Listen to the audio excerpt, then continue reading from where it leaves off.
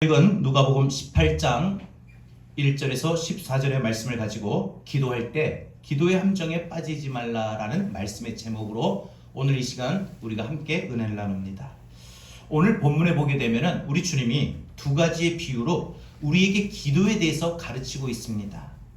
왜 이런 말씀을 하셨을까? 기도라는 것이 어찌 보면 우리가 상당히 알게 모르게 함정에 빠지기가 쉽다는 거예요. 여러분, 기도는요, 배워서 하는 겁니다. 혼자 독학으로 기도하거나 그냥 기도를 그냥 무조건 많이만 하면 되는 것이 아니라는 거예요. 기도는 안 하는 게 가장 잘못입니다. 예수 믿는 성도인데 기도의 생활이 전혀 없어요. 하루하루에 매일매일 우리 밥을 안 먹으면 어떻게 됩니까? 숨을 안 쉬면 어떻게 됩니까? 죽지요. 살 수 없지요.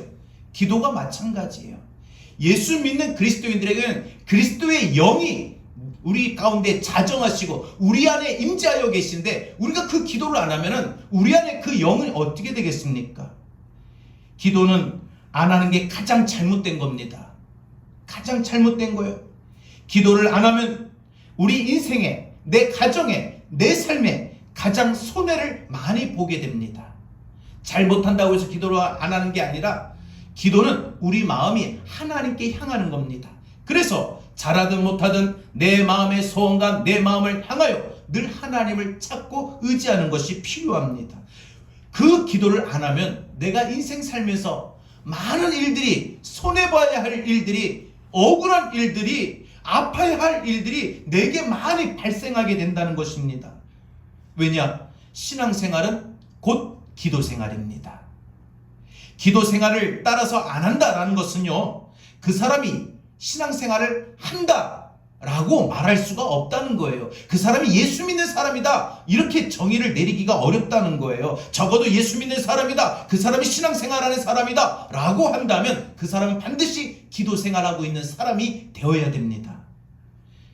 그래서 제자들이 주님께 요청하기를 뭐라고 하느냐? 주님, 그러면 우리에게 기도하는 것이 어떻게 해야 합니까? 우리에게 기도하는 것을 가르쳐 주세요. 그랬더니 주님이 제자들에게 뭐라고 말씀하셔요? 너희는 이렇게 기도하라라고 하십니다. 그러면서 오늘 본문에서는 제자들에게 우리 주님이 기도에 대해서 두 가지의 비유를 가르쳐 주시는데 우리 본문에 보면 이 두 가지의 비유가 나와요. 하나는, 첫 번째는 억울한 가부의 이야기입니다. 이 가부는 자기에게 주어진 이 억울한 상황을 재판관에게 하소연하다가 포기할 법한데 포기하지 않아요.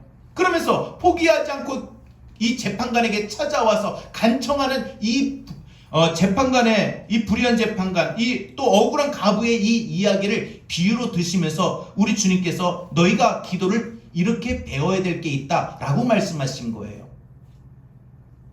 두 번째 비유는 바리새인의 이야기인데 예수님께서 이 바리새인을 예로 들며 말씀하실 때 대부분 부정적으로 사용하셔요. 이 바리새인이 기도하다가 자기는 기도를 분명히 했는데 기도 함정에 빠져버린 거예요. 기도를 했는데 하나님이 받지 않는 기도를, 받으실 수 없는 기도를 이 바리새인은 혼자 기도하고 있다는 거예요. 무슨 함정이냐? 자기를 높이는 기도의 함정이라는 거예요. 그러니까 우리 주님은 우리가 기도 생활하다가 기도하다가 우리가 함정에 빠질 수 있다는 것을 아시고 우리에게 말씀하시는데, 여러분, 이 기도하다가 기도 함정에 빠진다는 거 여러분 아셔야 됩니다. 우리가 기도하다가 기도 함정에 빠질 수가 있는데 그 기도의 함정에 빠진 게 뭐냐? 두 가지예요. 하나는 기도를 우리가 멈추는 겁니다. 또 기도를 하는데 또 하나는 자기를 높이는, 자기의 의를 드러내는 그런 기도를 합니다. 그러니까 여러분, 우리가 기도는 두 가지로 말할 수 있어요. 하나, 기도는 끝까지 기도하는 겁니다. 여러분, 우리가 언제까지 밥을 먹어야 됩니까? 가끔가다 아이들이 밥 먹는 거 싫어 막 이렇게 하면은 막 쫓아다니면서 뭐 어떻게 해서 그러지 먹이려고 뭐 김에다가 뭘 싸가지고 주든지, 안 그러면 타협을 하죠. 너 이거 먹으면 내가 뭐 사줄게. 밥을 먹어야 움직이고 밥을 먹어야 활동할 수 있기 때문에 엄마는 어떻게 해서든지 아이에게 밥을 먹이려고 합니다. 여러분, 우리가 이 밥 언제까지 먹어야 됩니까? 죽는 날까지. 숨은 언제 쉬어야 될까요? 죽는 날까지. 잠은 언제까지요? 죽는 날까지. 여러분, 우리 인생에 기도라고 하는 것은요, 멈춰서는 안 된다는 거예요. 날마다 밥 먹고 잠을 자고 우리가 일상생활 속에서 늘 하는 것이 있듯이 기도라는 게 늘 해야 된다는 거예요. 특별기간 하는 게 아니에요. 기도를 하다가 멈춰버리면 그건 함정에 빠진 거예요. 또 하나는 우리가 기도를 할 때는 어떤 기도를 했냐? 늘 하나님 앞에 나를 불쌍히 여겨달라, 나를 긍휼히 여겨달라, 이런 하나님의 의를 찾는 거예요.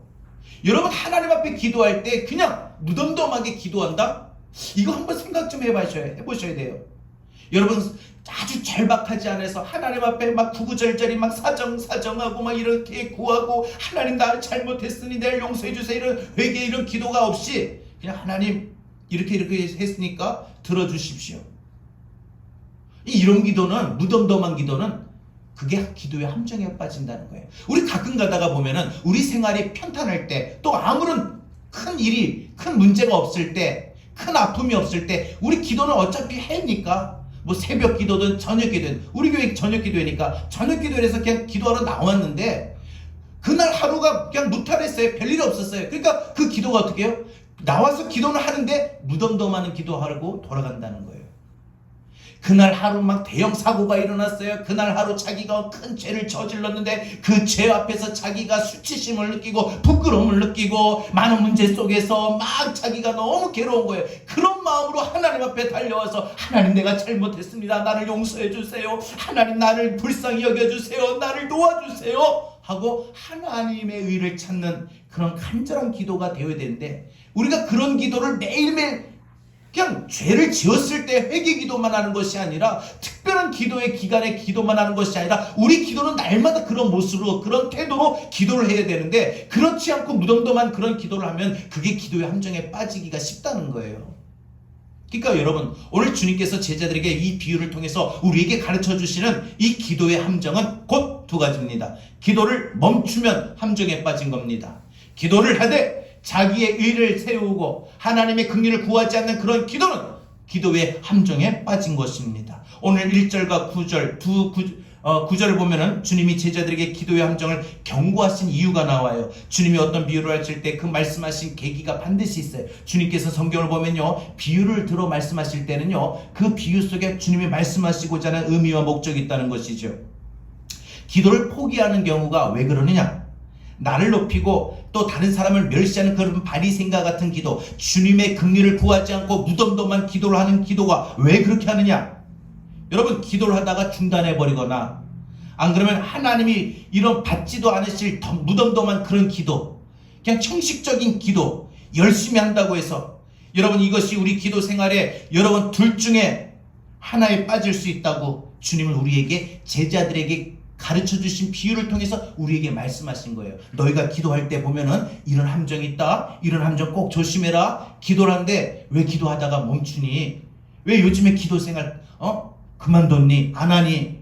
다시 기도해라 말씀하시는 거예요. 너 왜 요즘에 기도하는데 너 예전만치 뭐 하나님 앞에, 나 앞에서 왜 하나님의 긍휼을 구하지 않고 그냥 그렇게 기도하니?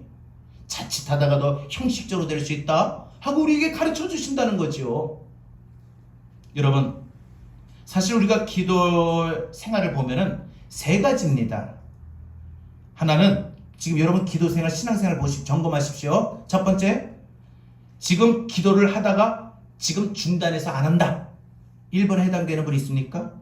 두 번째, 2번, 기도를 안 배우고 기도의 의미도 없이 그냥 한다. 여러분, 기도를 배워야 됩니까? 라고 물어본다면 알아야 됩니다. 내가 아무리 기도를 한다고 해서 나 혼자 막 하나님 들어주십시오 해서 한다고 해서 그게 기도가 아니라, 즉 다시 말해서 하나님이 받으실 만한 기도를 해야 된다는 거죠.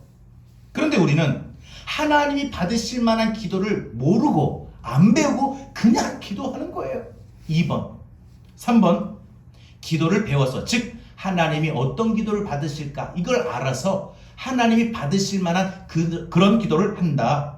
여러분, 이 1번, 2번, 3번 중에 여러분은 지금 기도 생활에, 신앙 생활에 어떤 경우에 해당되고 있습니까?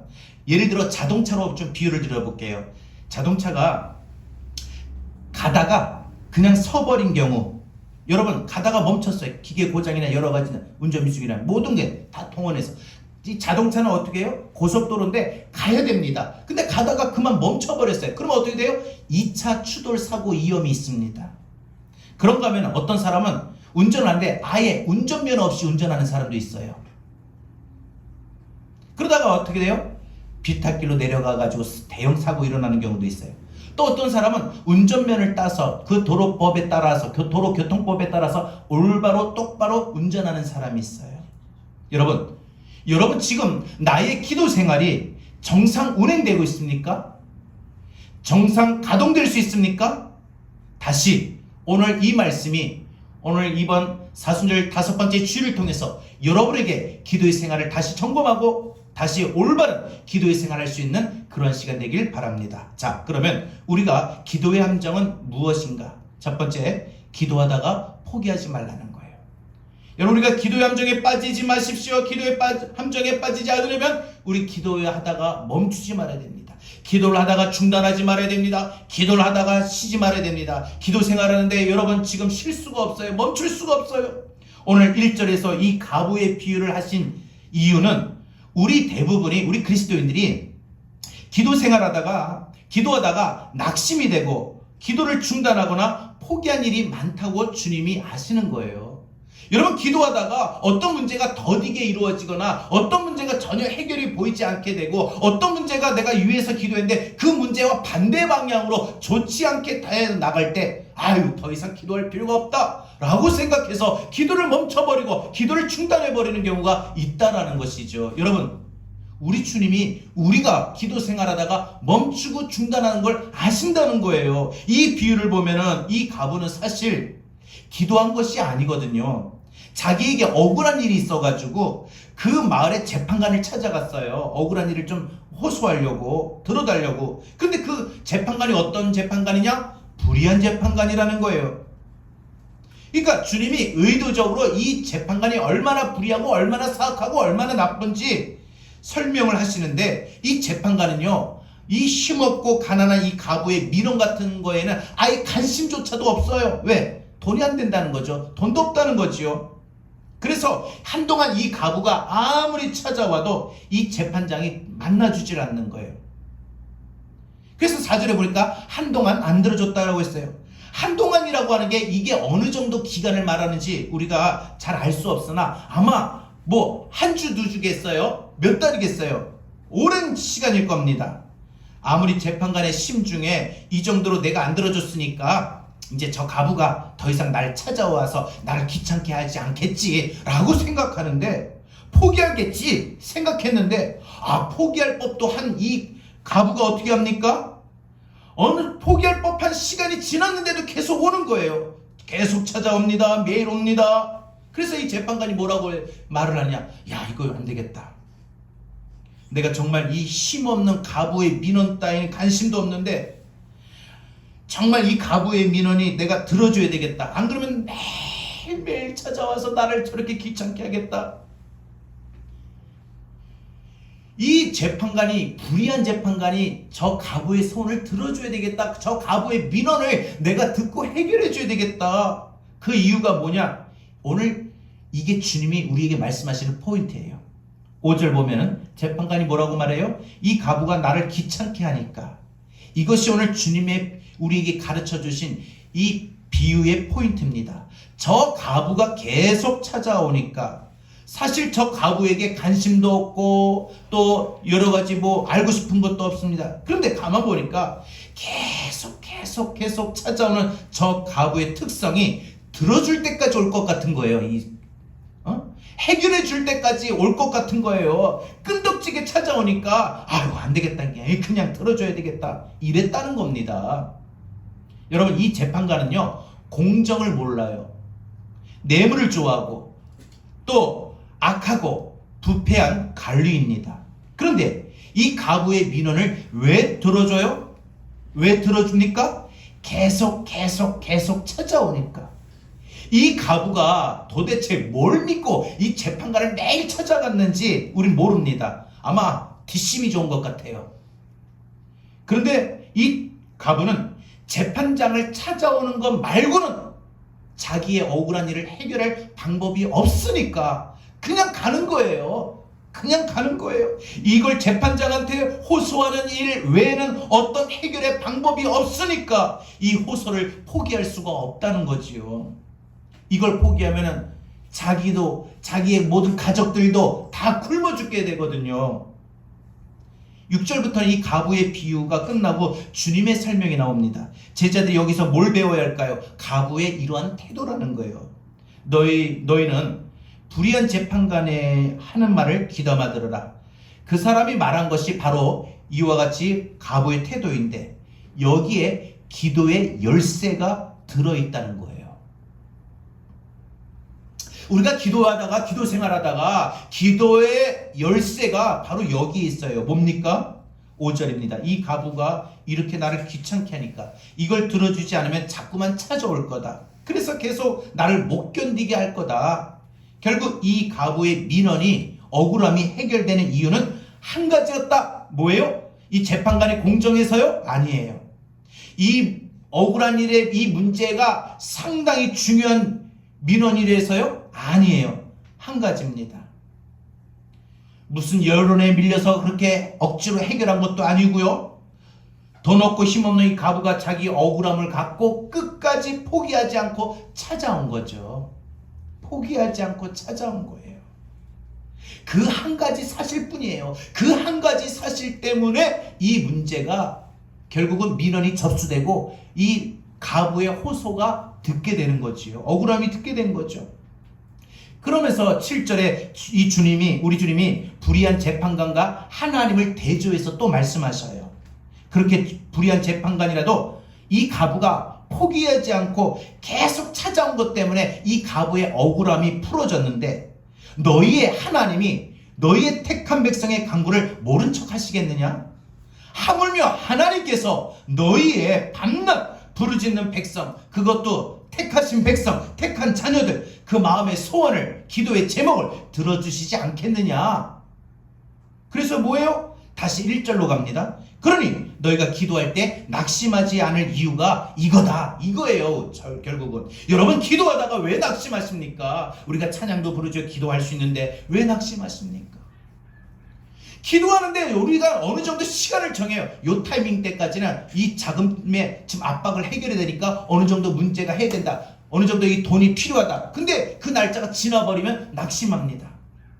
내가 빨리 병이 고침받고 빨리 자리에서 일어나서 나도 빨리 정상적으로 생활하고 걷고 움직이고 활동해야 되는데 근데 예상보다 몇 달이 길어지고 오히려 더 수술을 받아야 되고 또 더 입원을 하고 연장해서 더 치료를 받아야 된다면 우리 마음이 낙심이 될 겁니다. 내가 자녀를 위해서 뒷바라지하며 열심히 기도하는데 내 뜻대로 내 마음대로 내 자녀가 그렇게 자라주지 못할 때 오히려 우리 마음에 낙심이 됩니다.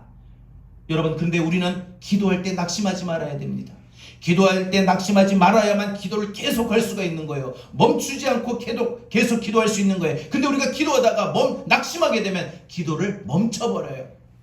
여러분 기도 생활 하시다가 여러분 성도들 보면요. 시험에 들거나 안 그러면 낙심하는 일 때문에 기도 생활을 지금 멈춰버리고 중단하는 사람이 많다는 거예요. 여러분 낙심이라는 것은 포기를 말합니다. 여러분 그래서 우리 기도는요. 포기, 기도 중단 이 함정이 있다는 거예요. 기도는 좀 해보다가 우리가 아무리 기도하는데 응답이 없거나 변화가 없거나 남편을 위해서 기도하고 자녀를 위해서 기도하는데 남편이 자녀가 변화가 없다든지 문제가 해결되지 않는다든지 건강이 나아지지 않는다든지 물질이 해결받지를 않는다든지 이렇게 할 때 응답이 없구나 하고 그만두는 것이 아니라는 거예요. 그만두면 우린 결국 뭐 했다? 기도 생활하다가 신앙생활하다가 함정에 빠진 거예요. 올무에 걸린 거예요.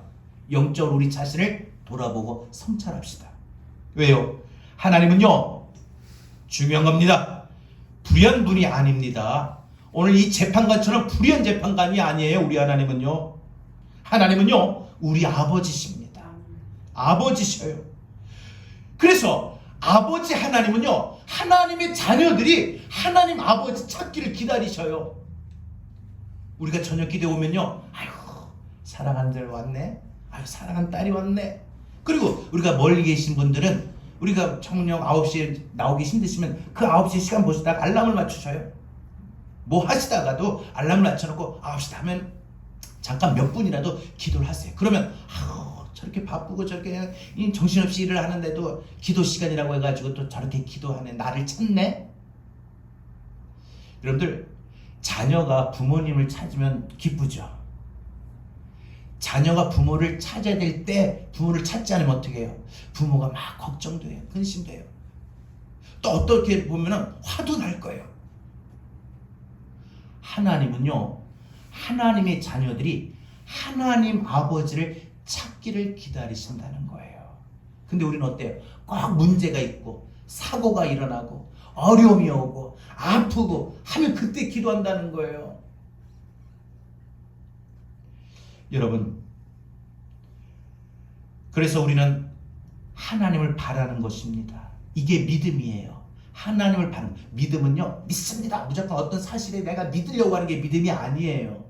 내가 하나님을 바라는 거, 하나님을 원하는 거, 하나님을 찾는 거, 그게 믿음이에요. 그게 믿음이에요. 여러분, 이게 믿음인데 하나님이 결국 우리가 하나님을 찾으면 응답하신다는 거예요. 내가 아뢰면, 내가 간구하면 들어주신다는 거예요. 그러면 우리가 무엇을 근거로 하나님 앞에 나가야 됩니까? 우리가 저녁 기도할 때마다, 안 그러면 우리가 집에서든지 어디서든지 늘 하나님하고 찾을 때마다 무엇을 근거로 하나님을 찾아야 됩니까? 하나님의 성품, 약속하신 모든 것들은 반드시 이루어 주신다. 이런 신실하신 하나님의 성품이에요. 여러분, 사람은요, 신실하지가 못해서 자기의 어떤 말한 것도 약속도 좀 어겨요. 우리 가끔가다 우리 아이들한테 그럴 때 있잖아요. 아빠가 이거 뭐 해줄게, 이거 사줄게 해놓고 사주지를 않아요. 야, 이번 어린이날 되면은 내가 너한테 선물해줄게. 야, 이번 어린이날 되면 우리 가족들 모처럼 저 밖에 야외 좀 가보자. 근데 안 지켜요. 그런 분이 있습니까? 우리 인생에 보면은 우리 사람들은 그렇습니다. 왜? 안 지키려고, 사실 안 지킨 것이 아니라 지키려고 했는데 갑자기 5월 4일 날에 갑자기 일이 터져버린 거예요. 속상한 일이 터진 거예요. 그러니까 5월 5일 날 그 다음날 애들하고 뭐 약속한 것도 그 약속이 뭐고 중요한 게 아니라 지금 내 기분 상황이 안 좋아가지고 오늘 취소!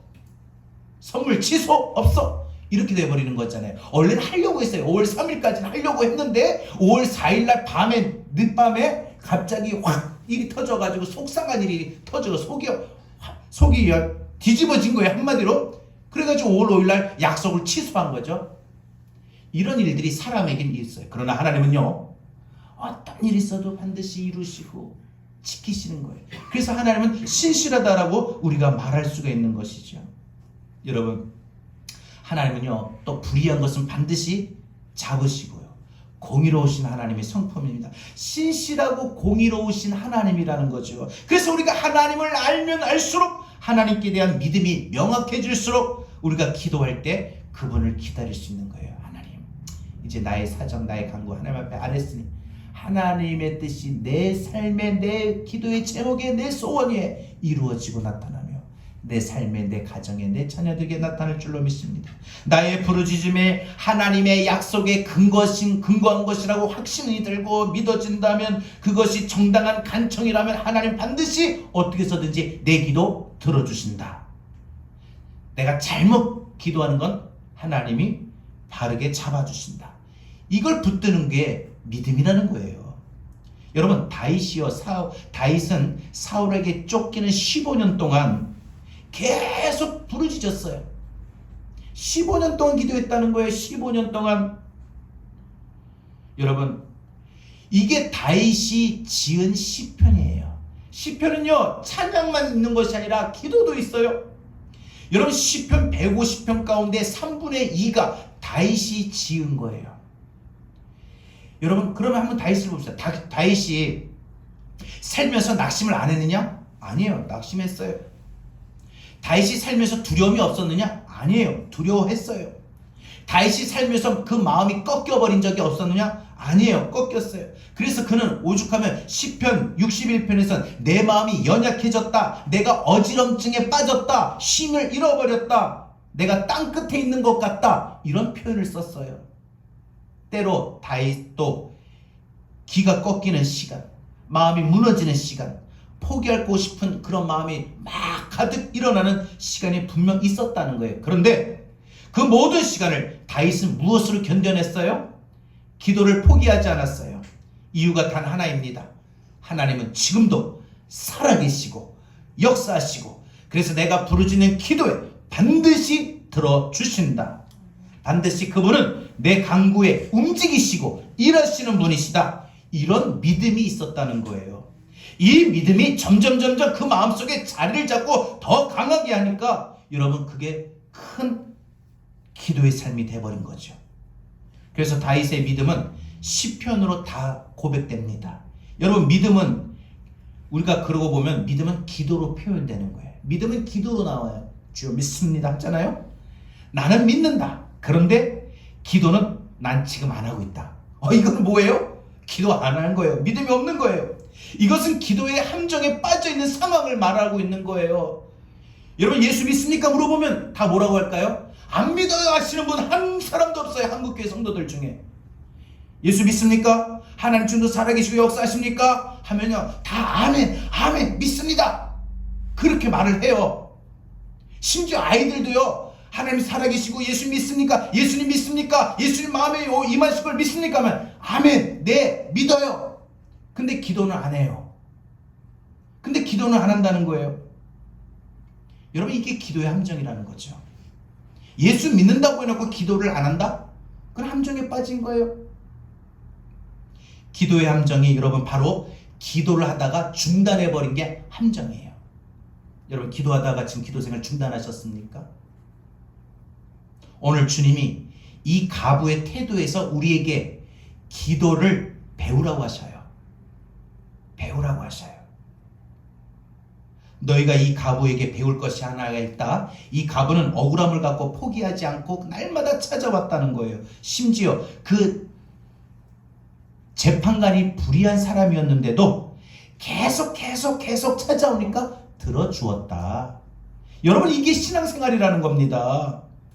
이 신앙생활, 이 기도생활을 우리가 중단하는 함정에 빠져버리면, 그래서 여러분 잘 들으세요.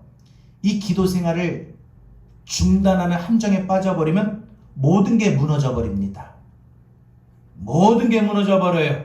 여러분 안에 있는 꿈도 소망도 믿음도, 여러분이 행할 모든 능력도 담대함도 평강도 기쁨도 무너지고, 마음뿐만 무너진 것이 아니라 삶의 환경이 또 무너져요. 가정이 무너지고 장막이 무너지고 가족들이 무너지고요. 물질이 무너지고 건강이 무너지고요. 여러분, 우리가 계속 멈추지 말아야 할 이 기도의 생활을 멈춰버려서 함정에 빠져버리면 결국은 모든 게 무너져버려요. 우리는 기도를 꼭 나중에 일이 터지고 해결하는 해결책으로만 보는 건데 아니에요. 기도는, 자, 예를 들게요. 제가 보니까 기도는 보험하고 똑같아요. 보험은 어때요? 미리 사고 나기 전에, 아프기 전에 보험을 들어놔야 받을 수가 있어요. 적용받을 수 있어요. 근데 보험을 들을 생각만 했는데 이번에 A 땡땡땡 내가 들어야 되겠다 마음 먹었는데 여유가 없어요. 근데 사고가 났어요. 아팠어요. 나 보험세 가가지고 보험금 들지도 않았는데 나 이번에 너무 마음에 들어가지고 그 선전 보다가 A 땡땡땡 들려고 했는데 갑자기 사고가 났네. 좀 도와줄 수 없을까요? 해결해 줄 수 없을까요? 하면 도와줍니까? 해결해 줍니까? 아니죠. 기도는요, 문제가 터져서 아파서 그때 하는 게 아닙니다. 기도는 내 인생이 무너지기 전에, 가정이 무너지기 전에, 내 건강이 무너지기 전에, 내 꿈과 믿음과 비전이 무너지기 전에, 우리 가족들의 모든 삶이 무너지기 전에 미리 하는 게 기도예요. 미리 하는 게 기도예요. 기도는 보험하고 똑같아요. 우리는 근데 어떻게 해요? 다 끝나고 나서 문제가 터지고 나서 아프고 나서 그때 수습해 보려고 해결해 보려고 기도를 하는 거예요. 여러분 자 보세요. 기도라면은요 하나님의 성령이 우리에게 지혜를 주셔요. 그러니까 시험을 학생들 같으면 하나님 내가 이제 요 일주일 동안 이제 일주일 후에 기말고사를 보는데 중간고사를 보는데 하나님 저에게 공부를 잘할 수 있게 하시고 또 공부할 때마다 잘 모르지만 하나님 저에게 지혜를 주세요. 그래서 공부를 미리 하기 전에 기도를 하면서 공부하고 해야지 공부를 하다가 수업을 듣다가도 원래는 모르는데 원래 머리가 잘 그렇게 똑똑하지가 못해서 선생님이 설명해줘도 원래는 잘 모르는 애인데 기도를 하면서 하니까 유난히 그 칠판에 선생님이 적어주는 그 모든 내용들이 진짜 눈덩이처럼 보이는 거예요. 무슨 말인지 도대체 저 공식도 이해를 못했는데 갑자기 그게 귀에 쏙쏙 들어오는 거예요. 그리고 외워지게 되는 거예요. 나도 모르게. 그렇게 하나님이 지혜를 주셔서 공부를 잘 준비해서 시험을 보게 하는 거지. 아무런 없이 그냥 시험을 다 보기 직전 바로 기도한다고 그게 됩니까? 여러분 이 가부는 억울함을 갖고 포기하지 않고 찾아갔다. 심지어 그 재판관이 불의한 재판관이었는데도 계속 찾아오니까 들어줬다. 이게 신앙생활이라는 거죠. 그러니까 여러분 이제 지금까지 이 신앙생활, 이 기도생활이 중단하면 모든 게 무너집니다. 자 여러분 잘 들으십시오. 어제까지 혹 기도를 중단한 분이 있습니까? 거기 자신이 빠진 웅덩이 밑바닥에 쓰러져 있지 말고 우리 올라옵시다. 다시 올라옵시다. 내일부터라도 우리 다시 시작하면 됩니다. 주님을 의지할 것인가? 나를 의지할 것인가?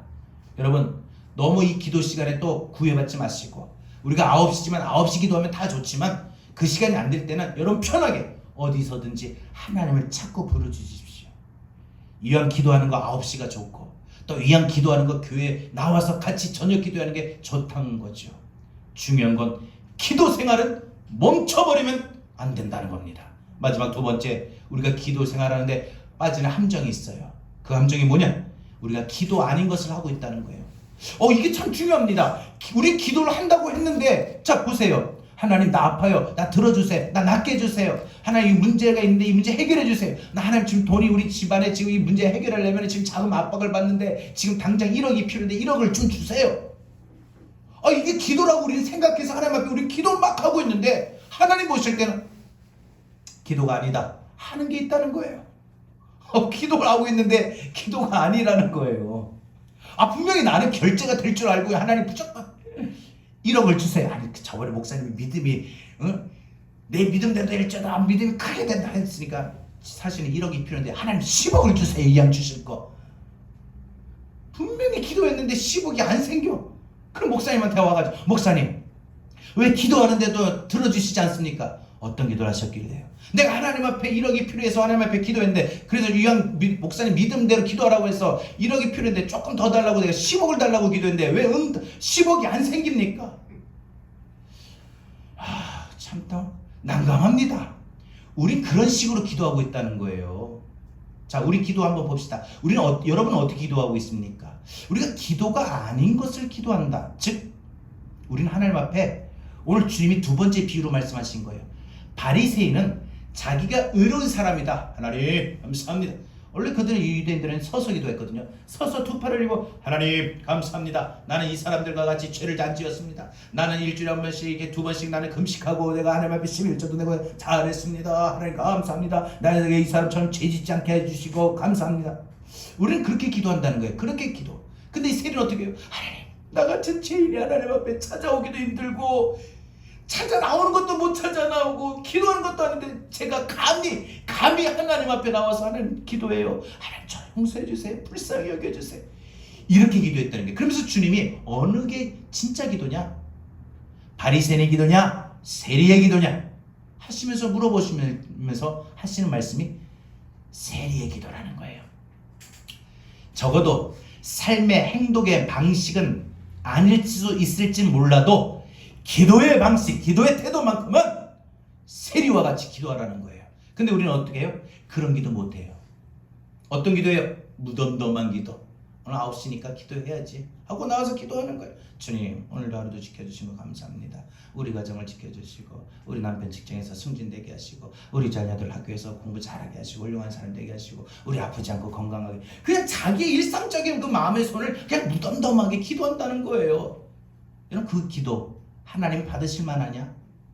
한번 생각해 볼 필요가 있어요. 근데 우리는 어떤 기도? 하나님, 정말 제가 하나님 앞에 구하지 않으면 내 가정이 변화될 수가 없습니다. 내가 기도하지 않으면 내 자녀가 변화될 수가 없습니다. 내가 기도하지 않으면 하나님 건강을 얻을 수가 없습니다. 하나님, 부족하고 연약한 저를 불쌍히 여겨 주시옵소서. 늘 하나님의 긍휼을 구하며 우리는 그렇게 기도해야 된다는 거죠. 그러면서 9절에 말씀하시죠. 기도를 하는데 우리가 두 번째 함정은 주님이 받지 못한 기도예요. 주님이 싫어하신 기도예요. 오늘 주님이 바리새인 기도를 비유로 들어주셨는데 핵심이 뭐냐? 바리새인처럼 이렇게 기도하는 건 기도가 아니다. 가장 심하게 기도의 함정에 빠지면 뭐냐? 기도가 아닌 것을 지금 우리 기도하고 있다는 거예요. 기도하러 나왔는데 지금 기도를 안 하고 있다는 거예요. 한마디로. 참 제일 아픈 게 그거예요. 참 답답한 게, 힘든 게, 안타까운 게. 여러분, 이 바리새인의 기도가 왜 기도가 아닙니까? 하나님이 받지 않으시는 기도라는 거죠. 자기 스스로는 의롭다고 여기는 기도라는 거예요. 성경은 이걸 뭐라고 말을 하느냐? 자기의라고 합니다. 다시 말해서 기도할 때 자기의로 기도하면 안 된다는 거죠. 그러면서 뭐라고 말해요? 나는 의롭다. 그러면서 다른 사람을 멸시하는 거예요. 아, 쟤는 죄인이잖아. 쟤 나쁘잖아. 죄 짓고 와서 저렇게 기도하네. 그 바리새인의 기도하는 태도와 기도하는 내용을 우리 주님이 자세하게 묘사해 주십니다. 주님이 이 회당에 사람들이 헌금하는 상황도 관찰하셔요. 한 번은 이 불쌍한 가부가 자기에게 이 전 재산 이 2렙돈을 넣는 걸 보시고 이 사람이 생활비 전부를 다 넣었구나, 헌금했구나 하십니다.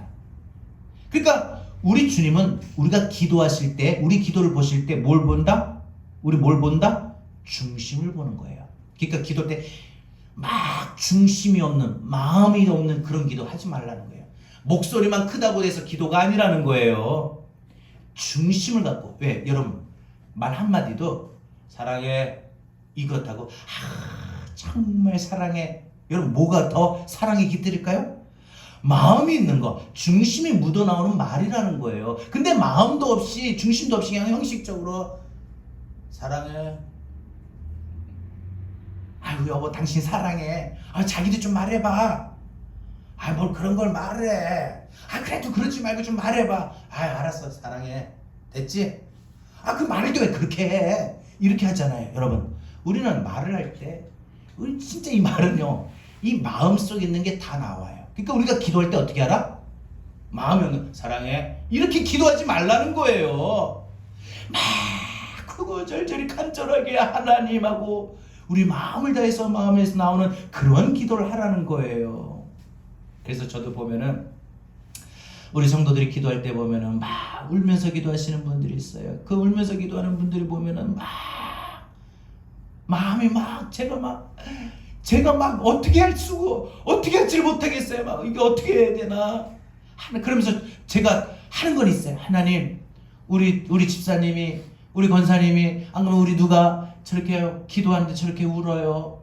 왜 저렇게, 저는 잘 몰라요. 무슨 속상함이 있나요? 무슨 아픈 게 있나요? 무슨 문제가 있나요? 무슨 답답한 일이 있나요? 왜 저렇게 울고 기도합니까? 하나님, 저 기도가, 울면서 기도하니까 제가 마음이 막 그래요. 하나님 도와주세요. 이렇게 합니다. 제가 그래서 거기서 느낀 게 뭐냐면, 제가 그런 기도를 보다가 듣다가 막 제 마음이 미어지고 막 아픈데, 오죽하면 아버지 하나님은 얼마나 여러분들 그 마음을 보시겠느냐 이거예요. 그렇게 기도할 때. 그러니까 우리가 기도할 때요, 덤덤한 기도하지 말자는 거예요. 그 기도는 함정에 빠지는 거예요. 그 기도는 하나님 받지 않는 기도라는 거예요. 여러분, 우리 기도를 한마디 해도 주님 도와주세요. 아이들 장래를 위해서라도 기도할 때 정말 간절하게 주님 의지하지 않고는 안 되거든요. 그냥 하나님, 우리 아이 떨어져 있으니까 하나님 알아서 잘 지켜주시고 건강해 주시고 공부도 잘하게 하시고 코로나 안 걸게 하시고, 이런 기도가 아니라는 거예요. 학교도 잘 나오게 해주고, 주님 정말 하나님 도와주시지 않으면 안 돼요. 얼마 전에 이렇게 뉴스 보니까 학교 갔다 와다가 사고 나서 다쳤는데 정말 그런 일도 생기지 않도록 주님 지켜주시고 아래 불꽃 눈동자와 지켜주시고 얼마나 간절하게 해야 됩니까? 그러니까 여러분, 주님은 이 성전에서 이 바리새인들이 들어와 기도할 때 그 내용을 면밀히 들으셨고 파악하신 거예요. 그래서 11절 그의 기도의 내용을 잘 보면 그의 속마음이 드러나 있다는 거예요. 그러니까 우리가 기도할 때 보면은 하나님이 들으셔요. 자, 여러분, 기도는 누가 들어요? 옆 사람이 들어요? 물론 옆 사람도 들어요. 그런데 기도는 하나님이 들으셔요. 근데 하나님이 뭘 기도를 들으시느냐? 우리 속마음이에요. 말 속에 담겨 있는 속마음. 사랑해. 이거보다 사랑해.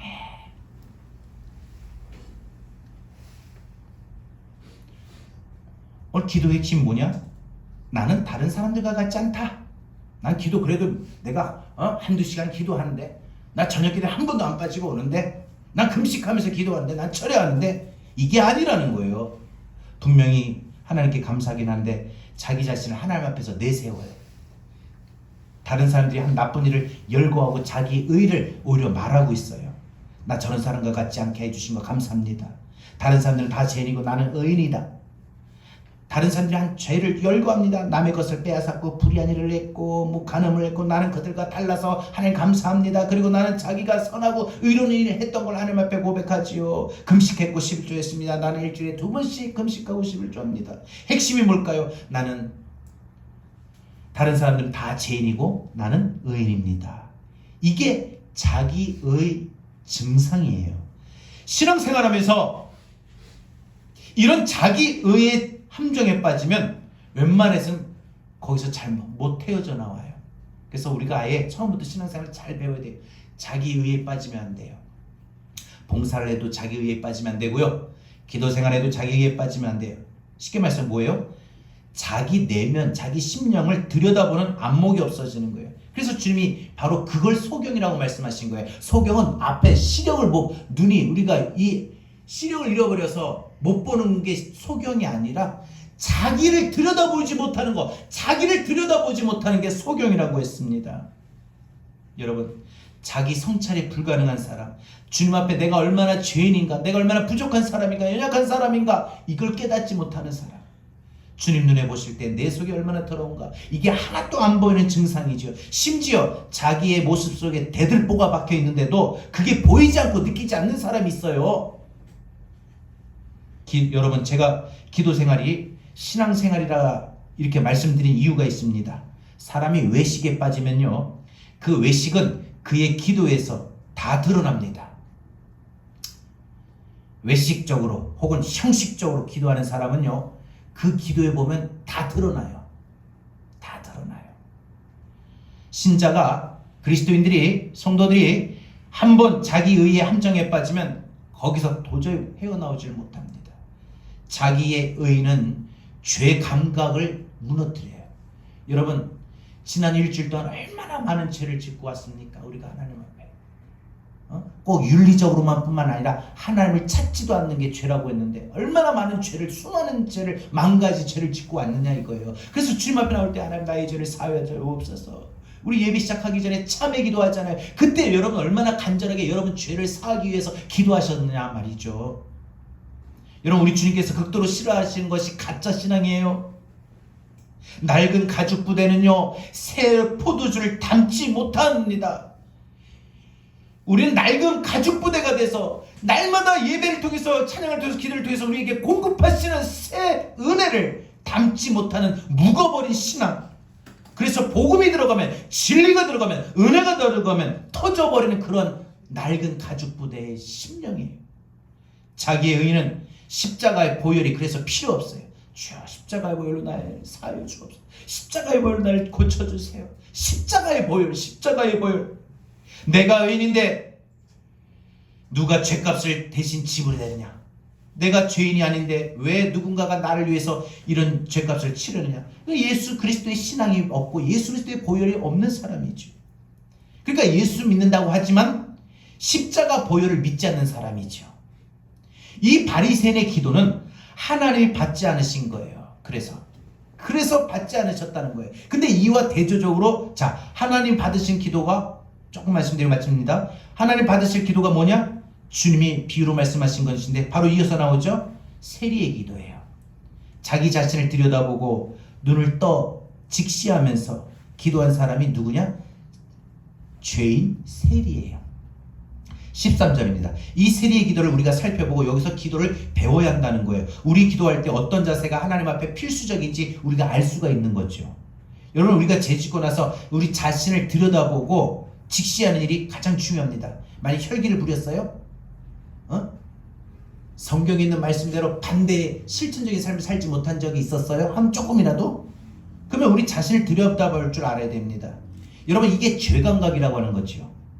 근데 정당한 죄의식, 정당하고 올바른 죄책감. 그래서 13절에 보면 이 세리는 멀찍이 서서, 가까이 가지도 못해요. 멀찍이 서서 하늘을 울어보지도 못하고 막 유대인들은 주여 하나님. 그래서 이렇게 하면은 누가 봐도 기도하는 게 편하거든요. 근데 이 세리는요, 사람들 앞에 끼지도 못하고, 그렇다고 하늘을 울어서서 기도하지도 못하고 주님 도와주세요, 이렇게 기도했다는 거죠. 가슴을 치며 내가 죄인인지 인지하고 깨닫고 가슴 아파하는 자세. 그래서 뭐라고 기도해요? 하나님, 이 죄인에게 자비를 베풀어 주옵소서. 여러분, 이게 기도입니다. 주님, 제 힘으로 할 수 없어요. 주님 도와주세요. 주님이 변화시켜 주세요. 주님이 고쳐주세요. 우리는 단 한 번도 하나님 앞에서 단 한 번도 죄인이 아닌 상태로 선 적이 없습니다. 우리는 단 한 번도 하나님 앞에서 죄인으로 살아가는 순간순간이 없는 적이 없어요. 우리는 어떤 시간 어떤 상황이든 하나님 앞에 자격을 갖춘 상태로 서지 못하고 살지 못하죠. 그래서 우리는 하나님 앞에 설 때마다, 하나님 앞에 나올 때마다, 하나님을 찾을 때마다 우리는 십자가의 보혈을 근거로 해야 합니다. 내가 오늘 이 시간, 우리 모두가 이 시간에 어제도 그랬고 지난주일에도 그랬고 오늘 이 시간 예배로 하나님 앞에 나올 때 우리 모두 죄인 맞습니다. 그래서 지금 이 시간도 주님, 저를 불쌍히 여겨 주옵소서. 저의 허물과 죄악을 십자가의 보혈로 덮어 주옵소서. 주님, 오늘도 십자가의 은혜가 있게 하옵소서. 십자가의 보혈을 굳게 믿게 하옵소서. 여러분, 처음 예수 믿을 때 이 고백을 얼마나 했어요? 그래서 얼마나 감사했어요? 얼마나 우셨어요?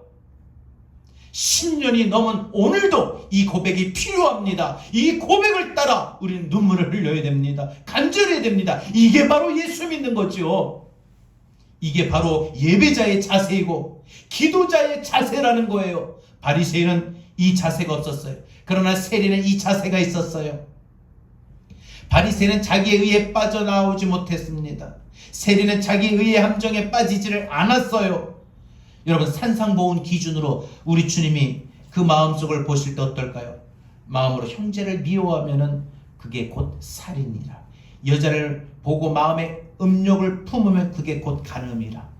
마음으로 형제를 무시하고 바보다, 멍청하다, 너 그거밖에 못하냐 라고 멸시하면 그는 지옥불에 떨어지리라. 이 세상 누구에게 하나님께서 너는 의인이다, 너 정말 깨끗하다, 너는 예수가 필요 없을 정도도 아주 완벽하다 할 수 있을까요? 이제 말씀의 결론입니다. 기도의 함정에 빠지지 않는 방법. 첫째, 기도하다가 멈추지 마십시오. 기도 멈추면 함정에 빠지는 겁니다. 어떤 기도를 중단하지 말아야 됩니까? 주여 나를 도와주옵소서. 내 인생 주님 의지합니다. 주님께 내 삶을 도움을 요청합니다. 내 힘으로 여러분 인생을 할 수 없습니다. 열 수가 없어요. 살 수가 없어요. 내가 내 자식 어떻게 해볼 도리가 없어요. 아무 힘도 나한테 없으니 주님 나를 도와주세요. 내가 주께로 피합니다. 내가 주의 날개 아래 숨습니다. 이 도움이 요청이 기도라고. 이런 기도를 포기하면, 이런 기도를 안 하면 그게 함정에 빠지는 거예요. 여러분, 기도, 무덤덤한 기도, 형식적 기도 하지 마십시오. 정말 간절히 주님을 찾으십시오. 기도할 때 여러분, 주님의 은혜를 구할 수 있는 저와 여러분 되기를 바랍니다. 십자가 내가 처음 볼 때 나의 마음에 큰 고통 사라져. 오늘 믿고서 이 고백이 날마다 여러분의 삶 속에 우리의 모든 것을 새롭게 변화시키시고 강하게 하시는 십자가의 보혈을 믿고 여러분 믿음의 생활할 수 있길 바랍니다. 기도의 함정 두 가지. 기도하다가 멈추지 마십시오. 그동안 우리 성도님들 중에 기도 지난날에 막 열심히 해서 그 시간이면 항상 기도의 자리에 찾아왔던 성도님들이 어느 순간부터 기도의 자리를 찾지 않고 기도의 시간을 지키지 못하고 있습니까? 하나님이 여러분 보실 때 내 사랑하는 딸아, 내 사랑하는 아들아, 왜 요즘에 마음의 문이 닫혔니? 왜 요즘에 나를 찾지 않니? 하십니다. 여러분 오늘부터 다시 시작합시다. 내일 저녁 기도회부터 다시 우리 기도합시다. 어느 자리에 있든지 여러분 기도의 시간 지키십시오. 기도 멈추면 그거는 함정에 빠지고 그 결과 여러분 인생이 무너집니다. 가정도 무너집니다. 꿈도 무너집니다. 모든 게 무너져요.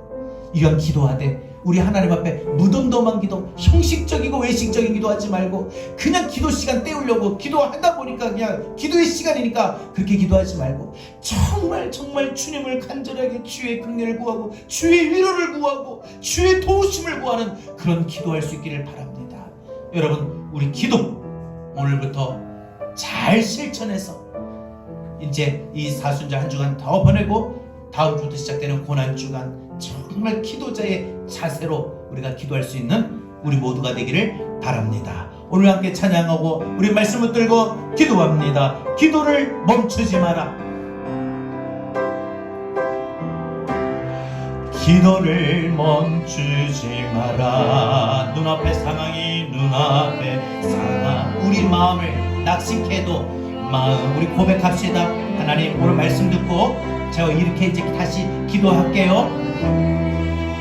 마라 너의 입을 지켜라 저들은 너의 입을 보고 있다. 우리 믿음으로 한 절 한 절 고백합니다. 마음을 뺏기지 마라. 마음을 뺏기지 마라. 내가 널 도우지 않는다 소리에 너의 모든 게 불리해도 너는 기도를 우리 계속합시다. 기도를 계속해라. 너 기도를 멈추지 마라. 내가 너의 그 모든 상황을 바로 역전시키리니 아멘. 너 기도를 멈추지 마라. 내가 잠시도 쉬지 않고 모든 걸 지켜보고 있으니 우리의 삶의 모든 환경들이 바로 역전되리라. 자 오늘 주신 말씀 붙들고 우리 다같이 오늘 방금 우리 찬양 있는 가사와 같이 우리 이 시간 기도합시다.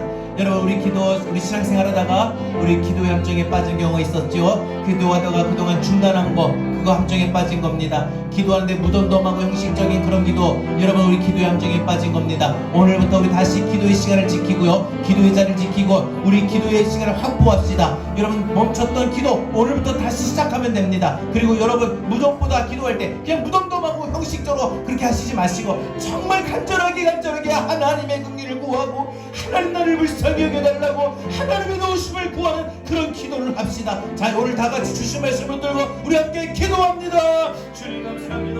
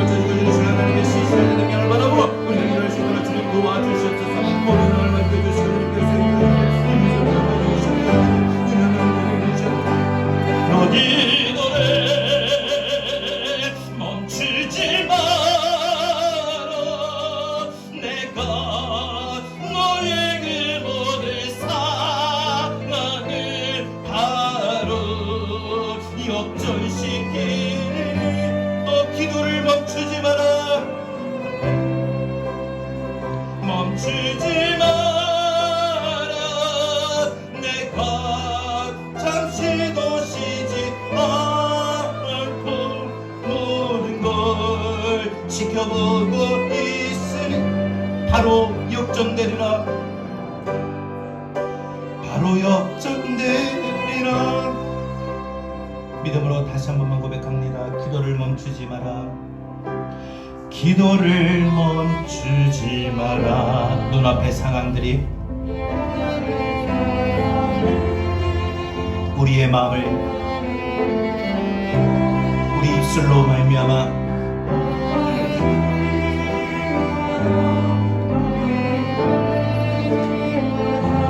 저들은 너의 입을 보고 있다. 우리 기도하는 마음을 뺏기지 마라. 내가 널 도우지 않는단 소리에 너의 모든 게 불리해도 너는 기도를 계속해라. 너 기도를 멈추지 마라. 내가 너에게 모든 상함을 바로 역전시키네. 너의 노래 멈추지 마라. 내가 잠시도 쉬지 모든 것 지켜보고 있으니 바로 역전되리라.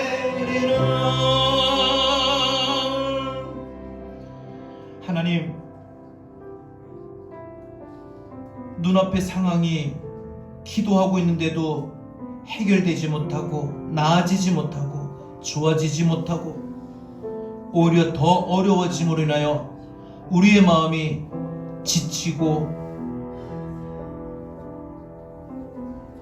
보이지 않는 소리에 기도해봐도 소용이 없다. 너 이렇게 기도한다고 누가 듣겠느냐? 기도한다고 하나님이 도우시겠느냐? 이런 마음의 소리에 우리가 기도를 해야 된다는 그 마음을 빼앗겨 버릴 때가 많았습니다. 그동안 그래서 우리는 기도의 자리를 지키지 못하고 기도의 시간을 지키지 못하고 기도를 멈추었습니다. 근데 오늘 말씀 보니까, 오늘 말씀을 들으니까 우리는 신앙생활 하다가 기도에 중단하는 함정에 빠질 때가 있고, 기도를 하는데 하나님 앞에 간절하게 하나님의 긍휼을 구하지 못하고 나의 능력과 나의 의로움으로 구하며 무덤덤하게 형식적으로 그렇게 기도하는 기도의 함정에 빠지는 두 가지를 오늘 말씀을 통하여 들었사오니, 이제부터 하나님 오늘 말씀을 붙들고 우리가 기도하는 자리에 서게 하여 주시고, 우리가 기도를 하되 하나님 정말 기도의 함정에 빠지지 않는 올바른 기도할 수 있도록 우리를 도우시옵소서.